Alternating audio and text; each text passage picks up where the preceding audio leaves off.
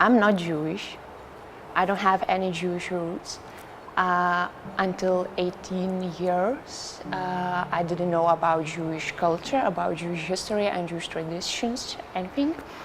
And just one lecture at Vilnius University just changed my life. It was a history of Lithuanian ethnic minorities. And it was just that moment when I understood that, before Second World War, half of the Lithuanian population was Jewish, and I don't know anything about Jewish history, about Lithuanian Jews, about Lithuanian Jewish culture. So it was something what changed my life. To participate in this summer program, it was my dream for a few years. Because it's the best place in the world to study Yiddish.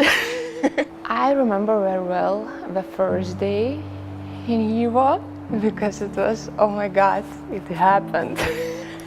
I'm in New York and I'm in YIVO. Every day happening something special and interesting.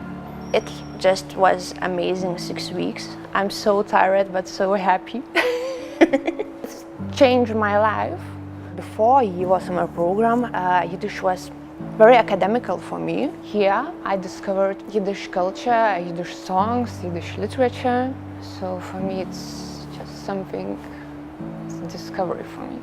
I just started to sing in Yiddish. Ot azor, je wieder neben Kinder zinder, azafreles, jinge kinder. In the future, I'm sure that I will use it for my PhD research, because I will start it next year. It will be about Kaunas Jewish community in the interwar year, and the main archival sources are in Yiddish, so it will be useful, of course.